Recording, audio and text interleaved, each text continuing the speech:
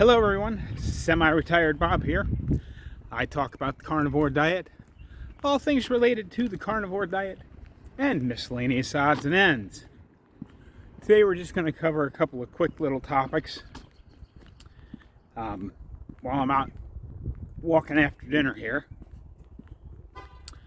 First off, for those of you new to the channel, welcome. I'm glad you're here. You may be asking yourself, Bob, what in the world am I watching here? Well, basically you're watching me walk. What makes this semi-exciting is that a little less than a year ago, I couldn't do this. I could barely stand for 2 to 2.5 minutes at a time without severe pain. And now I'm out here walking every day. Hello. So, really, since I'm now exactly 2 weeks away from my 60th birthday, the primary purpose of this channel is to show you that it's never too late to change your life. It won't be too late to change your life till one morning you don't wake up. Until that happens, you can do something about your situation. For those of you returning to the channel, welcome back. I'm also glad you're here. I'm trying something a little different today. I'm just taking a quick little, probably 10 to 15 minute walk after dinner. So I don't remember who I was listening to, but they have suggested that a 10 to 20 minute, sometimes even a 30-minute walk after dinner will help you digest. I don't know if that's true or not, but I'm going to give it a try here for a little while. I'll let you know how it goes. I don't think I've actually had any problems with digesting, but a little extra walk isn't going to hurt anything. And here I am. I'm not doing a long walk because I already went over to the swimming pool at the Y and managed to go an extra 5 minutes. The first 2 times I did that, I did about a half hour. And today I glanced at the clock, but I can't remember if I had glanced at it when I walked in the door or when I got into the pool or when I actually got out to the deeper end and started walking my laps. But I know I was in the pool for about 35 to 40 minutes instead of a half an hour. So I know I was gone from the house almost exactly an hour because my insurance company has a little app that tracks how my driving skills are going. And it said I had a trip at 10:15 and then I had another trip at 11:15. So I was gone for about an hour.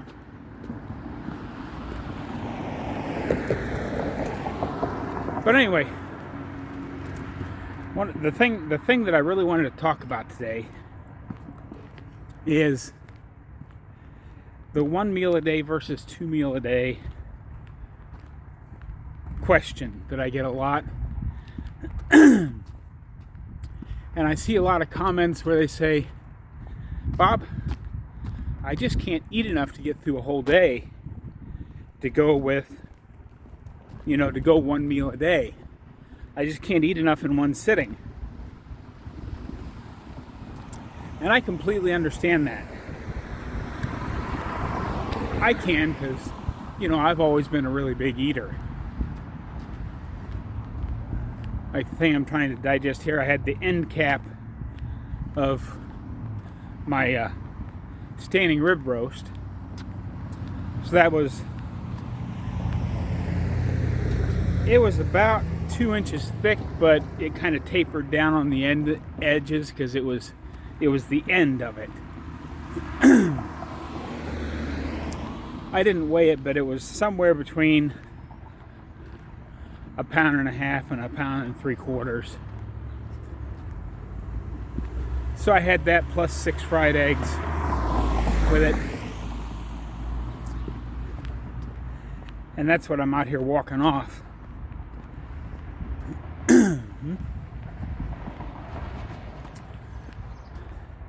But anyway, yeah, I know a lot of you are having trouble getting that much food in one time. And I get that. On the interview video that I had with Dave a couple of days ago, I saw one comment that said I just can't eat that much, and I've been having pretty good success with cutting the amount of protein that I have in half and having it in 2 meals a day. I'm not going to go quite out to the street because, as you'll see behind me, there's a very busy street and it's right in the middle of rush hour, so there's a lot of traffic there, so I want to get away from that traffic noise. But and they mentioned, well, they don't, they like to keep their meals smaller so they don't activate gluconeogenesis and end up storing it as fat and all that stuff. And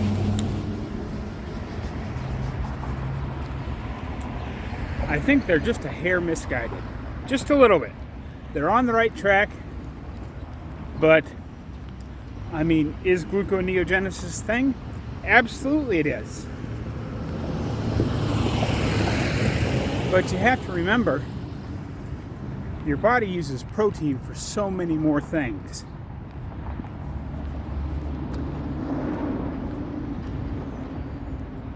So we should be having total about 1.75 grams of protein for every kilogram of ideal lean body mass.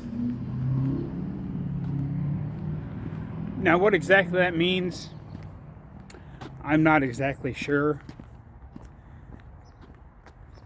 I know according to the charts, my ideal weight is somewhere between 145 and 165 pounds. And you can do the math for yourself.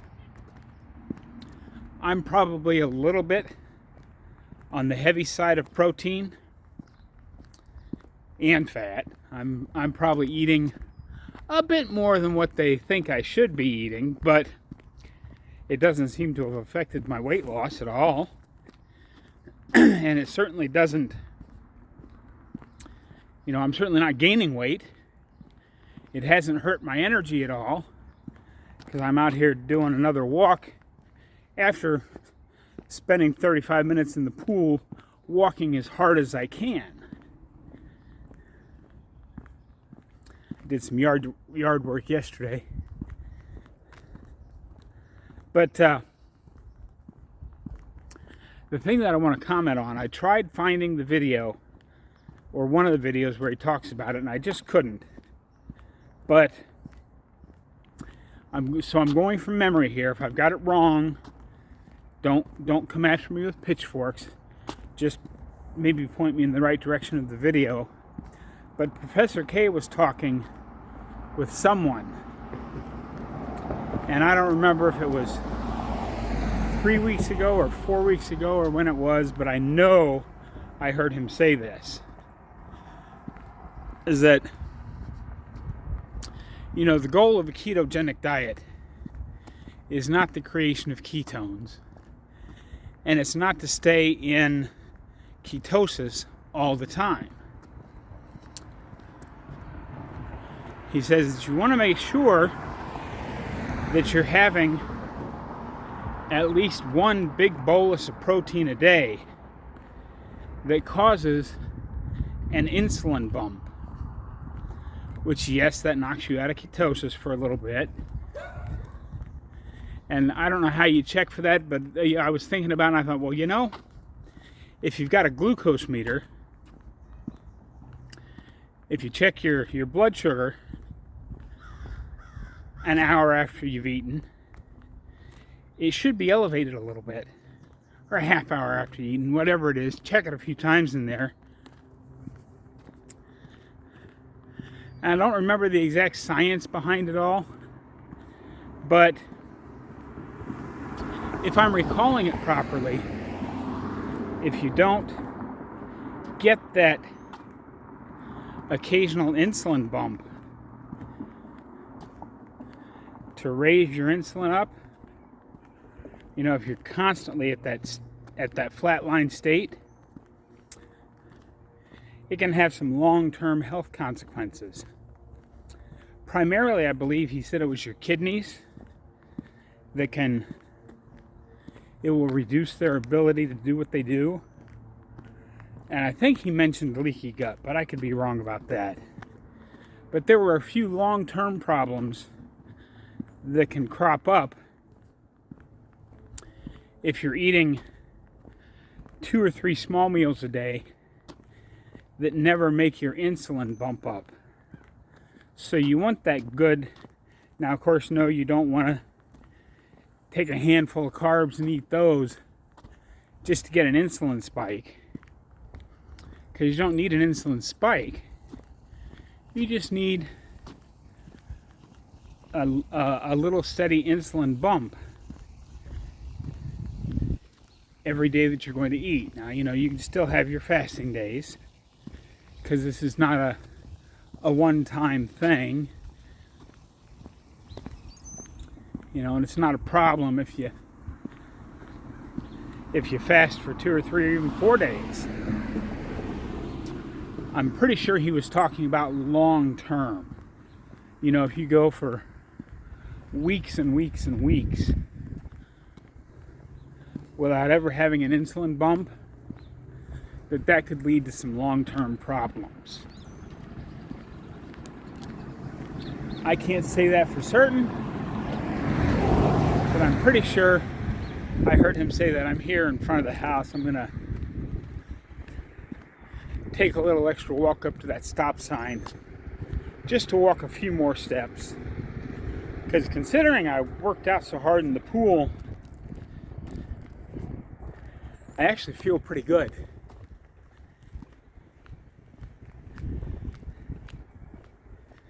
Been a pretty good day. Been a pretty good couple of days.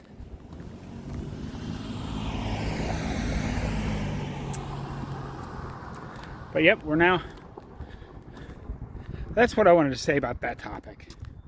Just, you know, be aware that you definitely want to try and get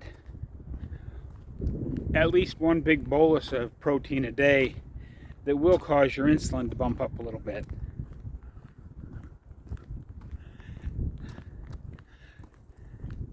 And the long-term ramifications of not doing that could be bad. Like I said, when I find those videos, I'll post them up on the community tab, so you can go back and watch those for yourself. The day kind of got away from me today.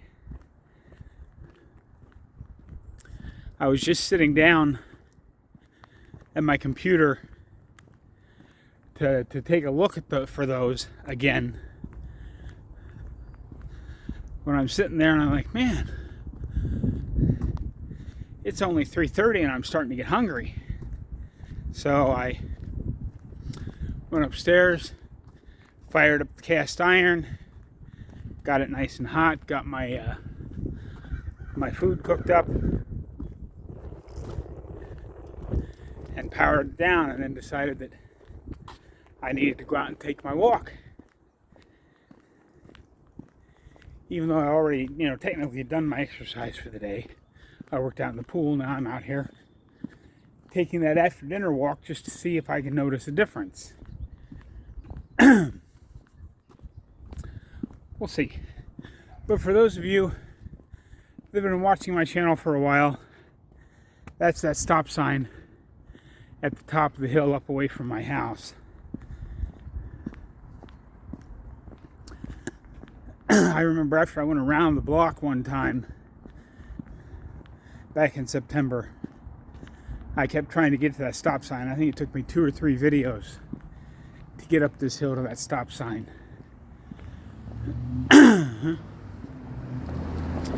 But if you're still here, why don't you go ahead and subscribe to the channel if you haven't already. Give me a thumbs up. And don't forget to leave a comment down below. Even if that comment is just, "Hey Bob," or "That color of orange doesn't look real good on you, Bob." Whatever the comment is,